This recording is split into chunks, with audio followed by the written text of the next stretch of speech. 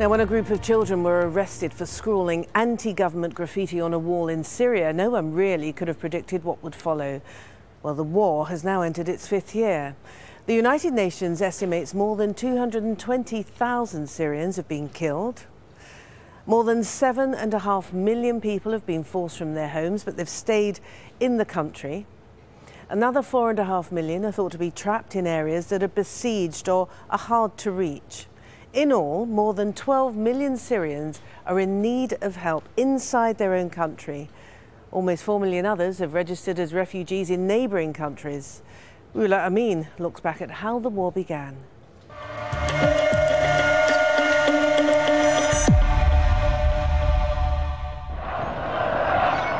These are the images that helped spark the revolution in Syria. People in Daraa raising their voices against the rule of President Assad 4 years ago. When we took to the streets, each one of us felt as if we had a revolution simmering inside of us, waiting for the right moment to come out, and we can feel free. The fear barrier just collapsed. We all went out, my mother, my brother, my whole family. We used to chant, and the yelling came from the bottom of our hearts. Gardenia isn't her real name. She's an activist from Daraa, now living in Beirut. She says now she cries when she looks at the videos of the early demonstrations. It's hard now to contemplate a demonstration while people are starving, looking for something to eat. 4 years after the revolution, Gardenia insists on hiding her identity.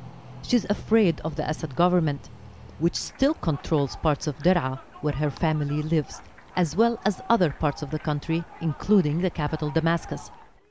We were also in Daraa for these rare moments 4 years ago, when people's hopes were high.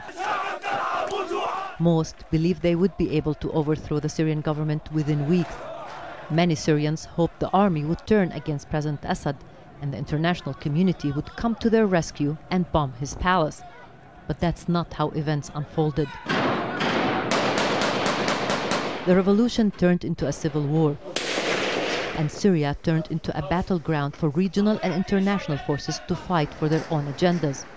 More than 200,000 Syrians have been killed. More than 3.5 million became refugees in neighboring countries, and 80% live in poverty. Across the country, cities and villages in ruins.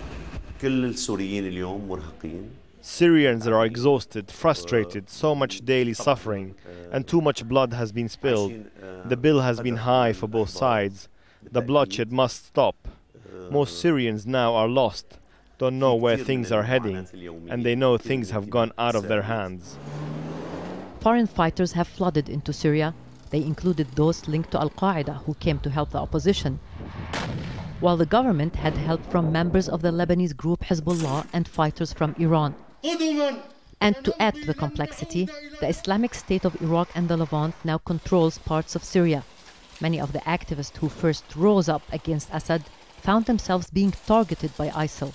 Now the problem is not only with Assad, the foreign powers fighting each other on our land. This is what changed the course of the revolution. During the early days of the revolution, the country was split between supporters of the Syrian opposition and those of the Syrian regime, and it was an either us or them approach.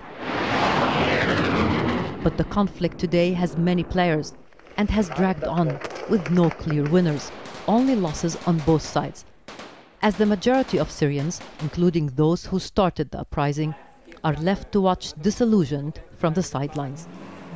Rula Amin, Al Jazeera, Amman, Jordan.